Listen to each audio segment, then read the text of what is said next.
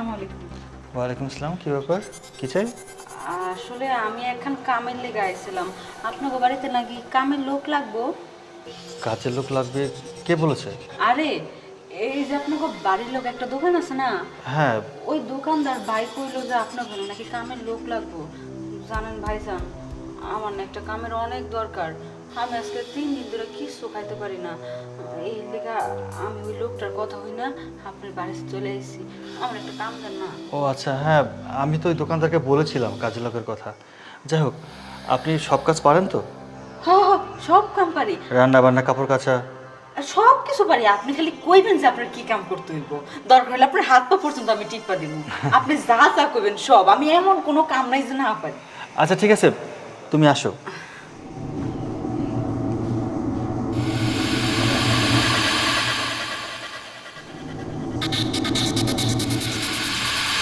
হ্যাঁ, আসুন। বাবা, ভাইজান, আপনার ঘরটা কিন্তু অনেক সুন্দর, অনেক বড়। হ্যাঁ, এখানে বস। কি আপনি একলা একলাই থাকেন? হ্যাঁ, বসো না। বমু? হ্যাঁ। নিচে কেন, উপরে বসো। না থাক, থাক বহি। আচ্ছা, এখন আমার কি কাজ করতে হইব? আপনারা কি টিপা দিব? মানে মানে হাত পা টিপা দিব? না না, হাত পা টিপতে হবে না। আসলে বাইরে হোটেলে খাবার খেতে খেতে একদম পেটের ভিতর চড় পড়ে গেছে। বাইরের খাবার ভালো লাগে না। এটা কাজ করো, তুমি কিছু ভালো মন্দ রান্না করো। কি খাইবেন? ফ্রিজ তো অনেক কিছু আছে, তোমার যা ভালো মনে হয় তুমি তাই রান্না করো। আচ্ছা ঠিক আছে। আপনি দুধ খাইবেন একটু? এখন না, খাওয়া দাওয়ার পরে খাই। আচ্ছা ঠিক আছে, তাহলে আমি সব কিছু দেখে নেই কোথায় কি আছে, তারপরে আর রান্না চড়াই দিই। ফ্রিজ খুললেই দেখবা সব খাবার আছে, সমস্যা নেই। আচ্ছা, বাজার করা আছে, রান্না করলে হবে। যদি কোনো আমি টিপা দিতে পারবো এখন? এখন না, পরে। আচ্ছা ঠিক আছে, তাহলে আমি উঠি। আচ্ছা, রান্নাঘরটা কোন দিকে? এই তো সোজা গিয়ে ডান দিকে। আচ্ছা, আমি আপনার জন্য দুধ নিয়ে আসি। হ্যাঁ, আরে এখন না, পরে। আচ্ছা ঠিক আছে, আমি রান্না চড়াই।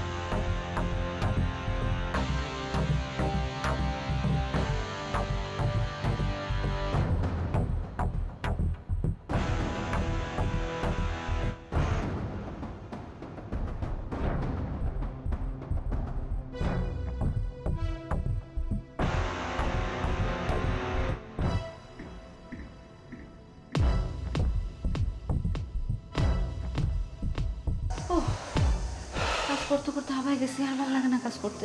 খুব ক্লান্ত মনে হচ্ছে। মানে ভাইজান, ক্লান্ত না, বুঝছো, অনেক কাজ করছি তো। রান্না বান্না করলাম, পুরাটা বাড়ি গোছাইলাম, ঘর মুছলাম। আপনি তো এতগুলা কাপড় চোপড় জমায় রাখছেন, কাপড় চোপড় ধুইলাম, থালা বাসন ধুইলাম। আপনি একলা একলা বাড়িটার মধ্যে থাকেন, কত নোংরা পড়া ছিল, এগুলো সব কিছু মুছামাছি করলাম না, বুঝেন না? বুঝতে পারছি, তোমার অনেক কষ্ট হয়েছে। সমস্যা নাই, তুমি একটু রেস্ট নাও এখানে। ভাইজান হাত। ও সমস্যা নেই, আমি এগুলো আবার কিছু মনে করি না। আচ্ছা আচ্ছা। কি লেগে মনে করি না জানেন? কি লেগা? কপাল। এসব কথা আসলে কইতে চাই না, তারপরও কই। বিষয়টা হইলো, আপনার বাসায় কাম করার আগে, হুম। আগে যে বাসায় কাম করতাম, হ্যাঁ। ওই বাসার সাহেবটা না সবসময় আপনার মতোই ডাক খোঁজ দিত। কখন কি লাগবো, কি প্রয়োজন, ভালো মন্দ জিজ্ঞেস করতো। আমিও তো ভালো ভালো তার কাছে গেছি। কিন্তু হয় না, একদিন জোর করে আমার ইজ্জত নষ্ট করে দিছে। কি কও? হ, তারপর? তারপর না কিছু টাকাও দিছে, এর জন্য আমি আর কাউরে কই নেই। তুমি তুমি কিন্তু মানে মানুষটা খুব ভালো। আসলে কোন উকিল দিয়ে কোন, আমরা তো কামের মাইয়া, কাম করি টাকার জন্য। এখন যদি ওই 2-4-5-10 মিনিটের জন্য কেউ অনেক টাকা দেয়, টেলিটেকের হাতছাড়া করা যায়, এর জন্য আর আমি মাইশের কাছে কিছু কই নাই। বুঝছি বুঝছি, আসলে সমস্যা নেই। ভাইজান, আপনি কি কখনো এগুলো করছেন? মানে আমার লোকে যেটা করছে, বাড়ির মালিকে যেটা ঘটাইছে, আপনি কি কখনো কারো লোক এরকম করছেন? না না না, এইগুলা কমনি করুন, বুঝো নাই, মানে তোমারে টাকা দিব। আরে কন না, সমস্যা কি? আমি যেহেতু আমার মনের কথা খুললে আপনার কইতে পারছি, একটু দ্বিধা দ্বন্দ্ব করি নাই, আপনি কইতে পারবেন না কে? আপনি তো একটা পুরুষ মানুষ, কন সমস্যা নাই, আমি কে এরকম না, একদম নিশ্চিন্তায় থাকেন। সত্যি তো? হ্যাঁ সত্যি, কন। আমি কিন্তু তোমারে বিশ্বাস করতেছি। আমিও তো বিশ্বাস করছি দেখেই কইছি। আচ্ছা তাইলে শোনো, হুম। কিন্তু তুমি যদি একটু সময় দিতে, আমার একটু সময়টা ভালো করতো, আমার না খুব খারাপ লাগতেছে, বুঝছো না?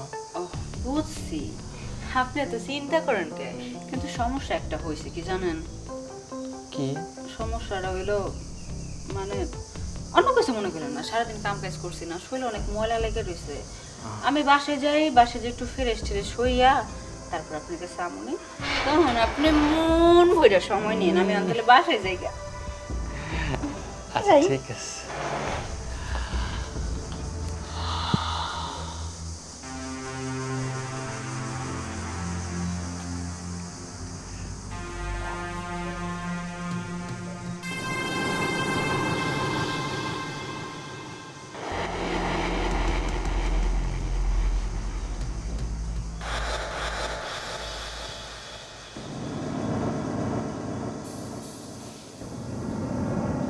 আসসালামু আলাইকুম স্যার, সব কিছু রেডি?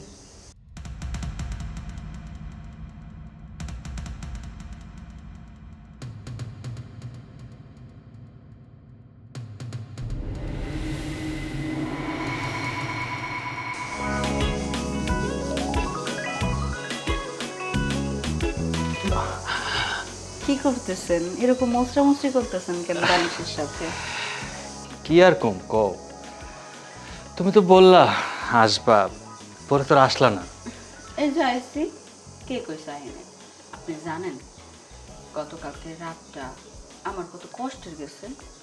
আমি কেন জানি সারা রাত ঘুমাইতে পারিনি। এখান থেকে যাওয়ার পর থেকে শুধু আপনার কথাটাই মনে পড়ছে। আমি নিজেও জানি না কেন যে আপনার কথা এত মনে পড়ছে, বিষয়টা জানি কেমন লাগলো আমার কাছে, তাই তো আজকে তাড়াতাড়ি করে চলে আইছি। হ্যাঁ, তুমি তো তোমার কথা চিন্তা করতেছো, আমার কথাকে একবারও ভাবছো যে আমি একটা পুরুষ মানুষ কেমন করে থাকি, একলা একলা রাতটা যে কেমনে কাটছে একমাত্র আমি জানি। আমার কাছে কিন্তু একটা রাত মনে হয় নাই, মনে হয়েছে একটা বছর, যে বছরের কোনো শেষ নেই। রাত তো কাটতেই ছিল না। কি যে কর না আপনি, আপনার কথা শুনে আমার জানি কেমন কেমন লাগতেছে। আমি বিশ্বাসই করতে পারতেছি না যে আপনার মতো এত সুন্দর স্মার্ট একটা ছেলে আমার কথা চিন্তা করে রাইতে ঘুমাতে পারেনি। মাথায় যখন গ্যাস উঠে তখনই আগুন জ্বালাইতেই হইব, আগুন না জ্বলে যে গ্যাস ফুরাবে না, বোঝা নাই? তাহলে কি গ্যাসটা এখন ফুরাইতে আপনি চাইতেছেন? সেটা কি খুলে করার লাগে? না, আমি তো বুঝে দেখি তাড়াতাড়ি আয় করছি। তুমি তো বুদ্ধিমতী মাইয়া, তা না হলে কি এত সহজে সব কিছু বুঝা যাও? ঠিক আছে, তাইলে সময় নষ্ট না করে আমরা চল। কিন্তু একটা কথা, আবার কি কথা?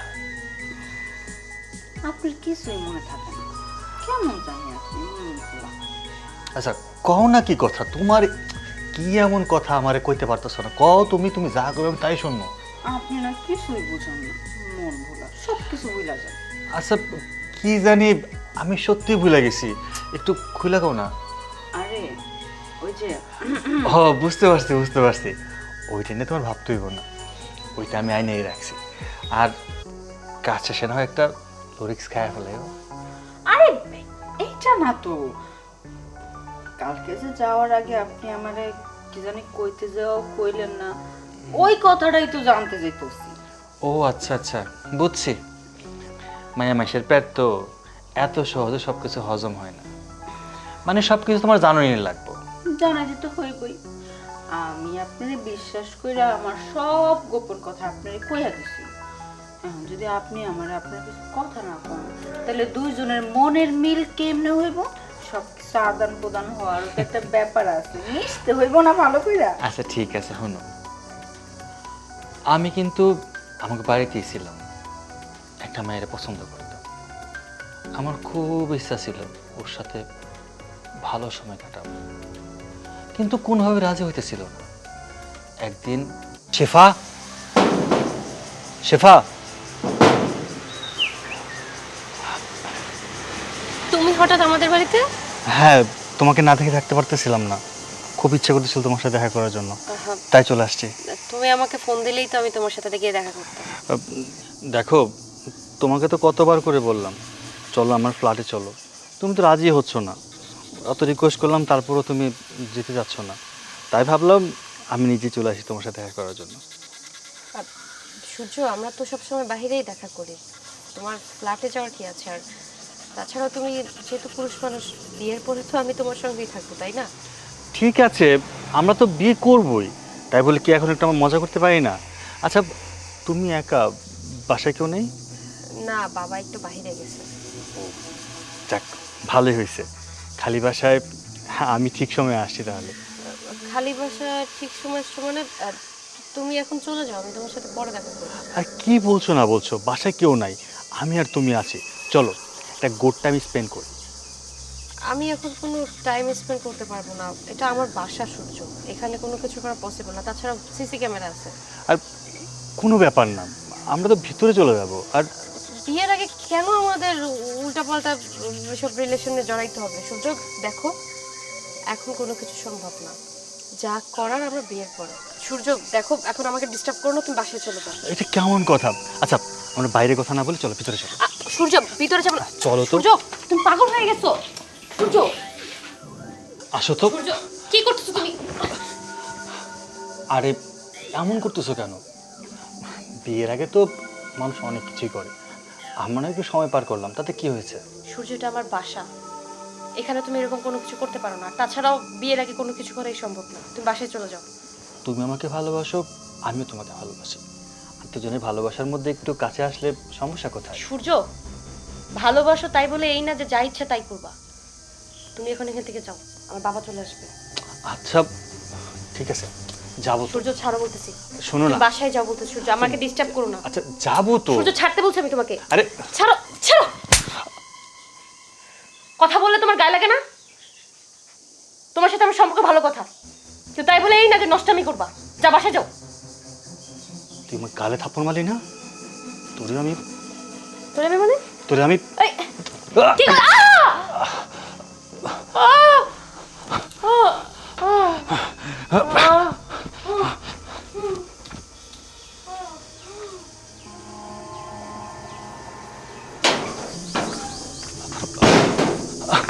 কি ব্যাপার? সূর্যের হাতে চাকু কেন? শেফা, শেফা, শেফা, মা আমার, শেফা, শেফা!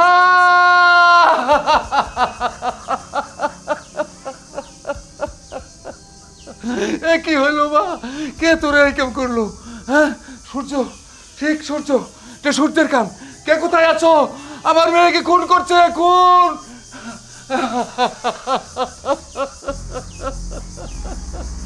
আমি কি করবো এখন? কোথায় যাব? আল্লাহ, আল্লাহ, আমার মা মরা মায়াটা। রাগের মাথায় এটা আমি কি করলাম? আল্লাহ, আমি কি ভুল করে ফেললাম? পরিণতি কি হবে? আল্লাহ, আল্লাহ আমার রক্ষা করো। ও